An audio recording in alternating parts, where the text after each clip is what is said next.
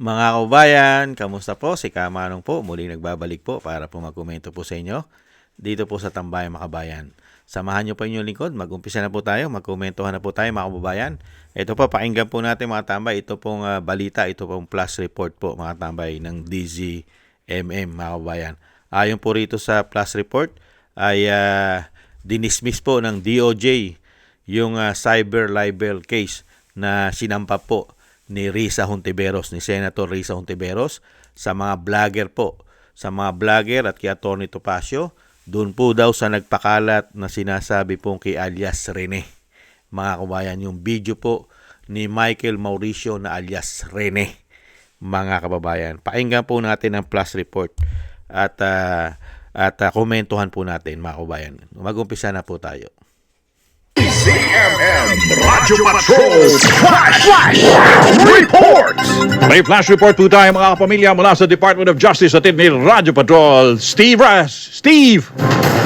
Duli binasura ng Department of Justice Panel Prosecutors ang reklamong cyber libel na inihain ni Senator Risa Hontiveros laban sa mga individual at vloggers na sinasabing nagpakalat ng video ng whistleblower na si Michael Murillo o alias Rene. Base sa reklamo, sinabi ni alias Rene na binayaran umano siya ni Hontiveros ng 1 milyong piso para tumistigo sa Senado laban sa Kingdom of Jesus Christ leader na si Pastor Apollo Kibuloy at sa pamilya Duterte. Kabilang sa mga nireklamo ng senadora sina Atty. Ferdinand Topacio at ang mga vlogger na sina Byron Cristobal alias Banat Bay, Jeffrey K. Eric Celis, Crisette Kipichu, Jason at Alex Testor o alias Tio Moreno. Matatandang sinabi ng Hontiveros na hindi lamang ito kaso ng fake news kundi sa pag-atake rin sa mga testigong naglakas loob magsalita sa kabila ng takot, pero ayon sa dokumentong ibinahagi ni Atty. Topacio, iginis sa resolusyon na kahit nakakasikat o nakakasakit ang mga pahayag ng mga respondent kay Hontiveros, hindi ito sapat para kasuhan sila. Hindi rin nakita ng prima facie evidence with reasonable certainty of conviction para isampang kasong kriminal laban sa mga respondent. Yan ang balitang kumpirmado. Sigurado, itong Radyo Patrol, Steve Raz, DZMM. Yan po mga tambay. Talaga naman po talagang mababasura lang po yan mga kabayan. Unang-una, yung issue po na yan ay mismo po na yan po ay in-upload po at napanood po ng buong bansa at hindi lang po ng buong bansa at napakaraming Pilipino po ang nakapanood niyan. Yung pinahayag po ni Michael Mauricio na si alias Rene na siya po ay binayaran para po tumistigo ng 1 milyon ayon po kay alias Rene.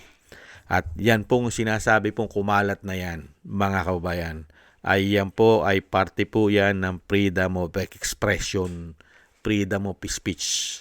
Kung sila nga po ng mga salot sa lipunan umano, nagpapakalat po ng isang damukal na fake news, paninira, lalo-lalo po sa pamilya Duterte dahil pinababagsak po nila ito umano. Kaya dito po sa ginawa po ng DOJ ay talagang tama po at talagang hindi naman po talaga dapat katigan yung mga ganyang klase na mga politiko. Bakit po? Bakit po kasi nila ginawa yan? Lalo-lalo po yung magsampa ng cyber libel mga kababayan. Kasi baka malaking posibilidad na talagang totoo ang pinahayag ni alias Rene na siya ay binayaran at tinira pa ron sa napakaganda raw condominium na pag-aari ng senadora daw po umano. At nagkita-kita pa sila ron. Kung natatandaan po natin, hindi lang po si alias Rene ang nahandon na binabayaran daw po umano nila. Kaya yung sinasabing si senadora, hindi lang po, at nakita rin po niya ron. Ayon po kay alias Rene, nakita niya rin ang ibang mga ginagamit na testigo nila diyan po kay dating Pangulong Duterte na sinasabing mga testigo raw po diyan sa ICC. Ayon po kay alias Rene. At sila'y tinuturuang magsinungaling.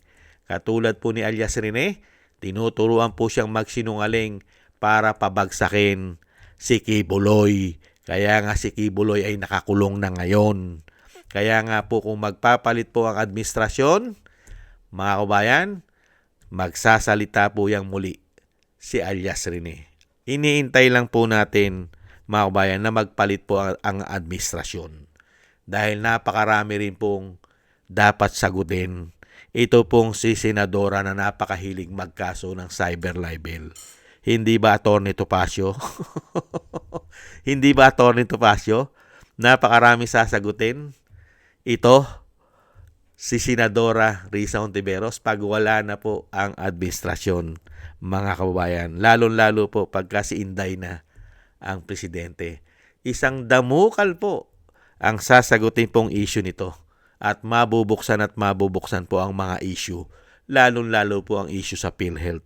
At yung issue na yan na lumabas na binabayaran ng mga testigo niya, siya mismo raw ang nagbabayad, mga kababayan, ayon kay alias Rene. At syempre po, yung ito pong latest na natuklasan po ng mga Pilipino na pinahayag po ni Katunying. Si Katunying mismo ang nagsabi na napakaraming natanggap na insertion, allocable, billion ang nahawakan at natanggap daw po ng opisina ng Senadora. Kaya nga po mga kabayan, nakita nyo naman po ngayon, yung sinasabing oposisyon daw po sila. Di ba? Lagi niya po sinasabi yan na siya daw po ay oposisyon. Si Senadora Risa Hontiveros ay oposisyon daw po. Pero, saan ka nakakita ng oposisyon na never nagsalita sa korupsyon ng administrasyon? Only in the Philippines. Ganyan po tayo linlangin ng mga tao na ito, mga kababayan. Mga salot ng lipunan umano. Hindi po ba? Kaya po maiksi lang naman po panahon, mga kababayan. Di po ba, Atty. Topacio alias Rene? Maiksi lang ang panahon, mabilis lang po ang panahon. At makikita naman po natin na sila po ngayon ay nasa taas. Darating naman po ang panahon ay nasa baba naman po sila. Wala pong iniwan sa gulong yan. Di po ba ang gulong ay bilog? At yan po iikot at iikot. At yan pong nasa itaas ay mapupunta naman po sa tamang panahon, sa tamang gulong, sa mga susunod na araw. Malapit na po mga kabayan. Napakabilis lang po ng araw. Yan po mga kabayan, ibinasura na po mga kabayan ng DOJ ang sinampang kaso ng Senadora sa grupo po nila Atty. Topacio. Yan, kaya po sila banat bay, ligtas na po yan mga kabayan, wala na po. Pero hindi naman po titigil yan, pati nga NBI nagkakaso eh. Hindi po ba ng mga cyber libel, mga kabayan? Kaya yan, kaya po si alias Rene, iintayin po natin yan mga tambay. Iintayin po ng sambayan ng Pilipino si alias Rene. Lalabas pong muli yan sa tamang panahon. Hindi po ba, Senadora? Kaya nga gigil na gigil maging presidente si Risa Hontiveros dahil nga po sa dami po ng kanyang pagtatakpan umano. Maraming salamat po mga kabayan at magandang balita po yan, good news po yan na naabsuelto na po at nabasura na po ang kaso nila Atty. Topacio.